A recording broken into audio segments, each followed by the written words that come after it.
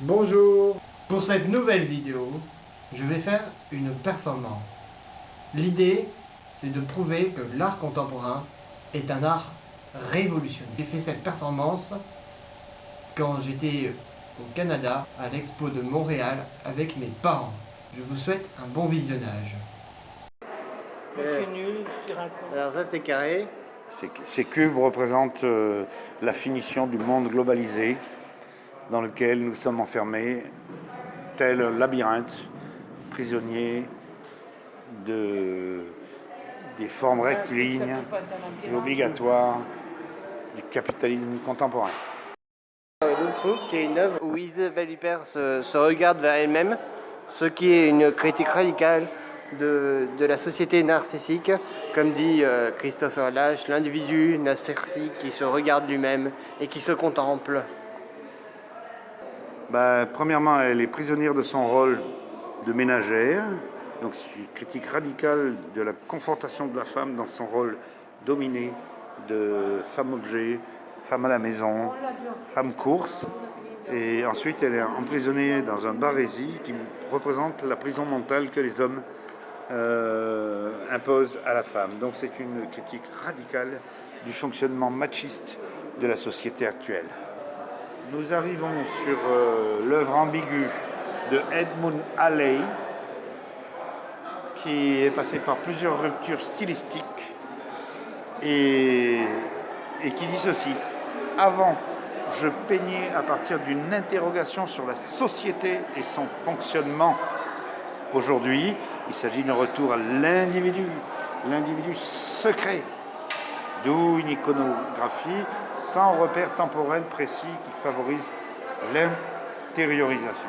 Fin de citation, l'influence évidente de Nietzsche et de Lach dans cette œuvre ne peut être que signalée.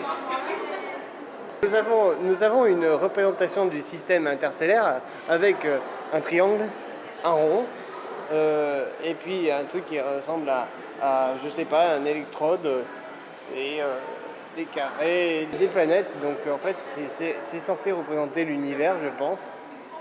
Voilà, univers dans lequel nous sommes finalement si petits, nous la planète Terre. Ce qui relativise notre importance. Le capitalisme croit à sa propre fin alors qu'il n'y a pas de fin. Une œuvre qui s'appelle Femme panier, et c'est de Valérie Blas, qui représente un portrait du capitalisme contemporain, puisque c'est un banquier, enfin mais avec des jartelles, et donc c'est une critique radicale de la société de consommation qui, pour nous faire consommer du capitalisme, nous met des danseuses avec des jartelles et un costume d'époque. Marie dit que c'est du voyeurisme, ça représente la société voyeuriste, avec des collants. Elle est toute nue sous ses collants. Elle est toute nue. Hein. C'est une révolution parce que c'est pour choquer les conservateurs que nous mettons une femme, un mannequin nu avec des jartelles. Elle n'a même pas de culotte. C'est l'homme-machine ou l'homme augmenté, à partir duquel le génial Attali a écrit dans les années 80, je me souviens plus, mais je l'ai à la maison, je pense que c'est l'œuvre Data.tron s'inscrit dans la série Datamatics. Elle consiste à une installation audiovisuelle composé de 3 catégories de données, des défaillances informatiques, des renseignements liés au séquençage du chromosome 11 et des nombres transcendantaux tels que I et Pi. Donc, oui, on y va. Entrer à l'intérieur. Ah non, là c'est Alley. Ikeda, à ne pas confondre avec Ikea. C'est parce que devant une œuvre en s'assied. Exactement. Voilà. Et donc je t'ai donné l'interprétation déjà. C'est quoi? C'est une séquence créatrice composée d'erreurs informatiques, de fragments de séquençage du chromosome 14. Et pourquoi ça fait ça? C'est l'art. Hein, du séquençage du chromosome 14 et de la photographie de la couille gauche du capitaine Nemo. Voilà, c'est tout là.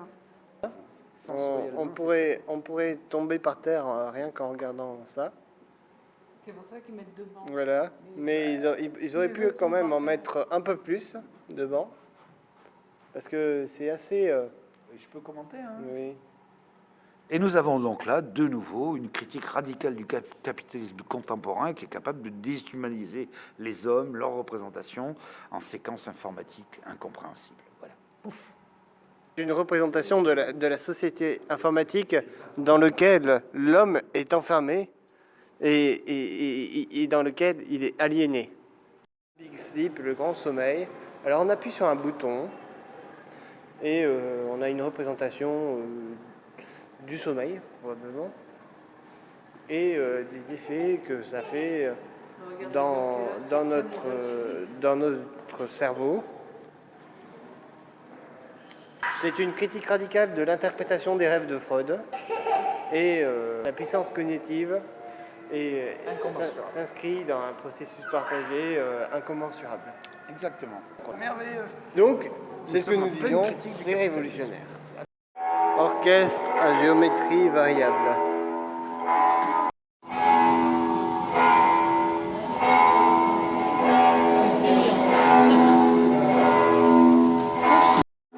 Commentaire officiel de l'artiste. La mécanisation des mouvements au moyen d'une programmation d'asservissement électromagnétique se traduit en frottement, en percussion et en glissement. C'est donc une représentation symbolique extrêmement pertinente et efficace des glissements, des contradictions et des impositions du capitalisme contemporain déshumanisé. Il n'y a plus besoin de musiciens, il n'y a plus besoin de anéantir tout l'art. C'est pour anéantir l'art. Il y avait la petite fille en train de jouer devant, et ça c'était rigolo. Voici une œuvre électronique. On entend toujours les bruits de l'autre œuvre d'ailleurs. Hein. Ouais. Voilà, donc c'est... Ça représente l'homme dans la toile infernale du capitalisme qui se retrouve déshumanisé au cœur d'un dispositif électronique. Voilà, nous sommes en présence de résidus d'appareils portables dans lesquels sont stockées toutes les données de Pokémon Go. Et donc c'est encore une critique radicale du capitalisme et de la façon dans laquelle l'homme est enfermé dans le capitalisme par les jeux dominants et qui referment nos données et qui les redistribuent en direct à la CIA par les fils électriques. Alors, c'est Introscaf. Alors voilà. Donc, vas-y. Ah, c'est une expérience, une œuvre multimédia et interactive qu'il souhaitait voir produit en masse, qui s'inscrit dans la vague de réaction au changement technologique. En sens, c'est un outil complètement révolutionnaire qui permet au retour sur soi et à l'introspection. Ce sont des arbres qui illustrent la capacité de détruire la nature du capitalisme. La nature, donc c'est encore une œuvre critique du capitalisme mondialisé qui détruit la nature pour faire du papier sur lequel nous écrivons. Et du profit. Et donc de faire du profit à partir de ces arbres qui pourtant sont notre nature. Et là, il y a une couchette que je n'avais pas vue dans l'arbre. Ouais, c'est trop donc bien, c'est censé représenter un habitat écologique. Et en même temps, c'est une critique. C'est pour dire, ben voilà, les SDF, ils dorment là, même dans les arbres en croix. Bon, il y a le tas de cailloux. Nous avons là un tas de cailloux qui vaincra le capitalisme. Survaincra. Ah, c'est une expérience, une œuvre multimédia et interactive qu'il souhaitait voir produit en masse, qui s'inscrit dans la vague de réaction au changement technologique. En sens, c'est un outil complètement révolutionnaire qui permet au retour sur soi et à l'introspection. Je la photographie ou pas? Stop. Oui. Là, nous avons une œuvre qui s'appelle Biosprints. Alors donc, ce sont des gens qui ont des sacs. Donc, c'est une critique radicale de la société de consommation. Nous avons aussi un hippie qui, lui, est en marge de la société de consommation et donc du capitalisme. Et donc, cette œuvre est forcément révolutionnaire puisqu'elle critique le capitalisme qui a ici un visage humain. Je dirais même que ces personnages fantomatiques qui n'ont pas de visage représentent la perte de l'identité individuelle sous l'imposition de la consommation de masse. L'invitation au voyage. Alors l'invitation au voyage, Donc en présence, nous sommes donc en présence de l'invitation au voyage, voilà, qui un bateau. c'est une œuvre qui représente tous les déchets de la Terre avec tous ces déchets qui sont autour. Et ça représente tout ce gâchis, Tout le gaspillage. tout le gaspillage qu'entraîne le capitalisme mondialisé dans lequel nous sommes. Et la pollution. Voilà, la pollution qu'il entraîne. Donc c'est une œuvre radicale. Il y a même une tête de mort. Voilà, tu vois. oui. Et oui, c'est une œuvre radicale qui est pour une nouvelle écologie, une écologie nouvelle qui nous amène vers d'autres endroits peut-être, ou pas.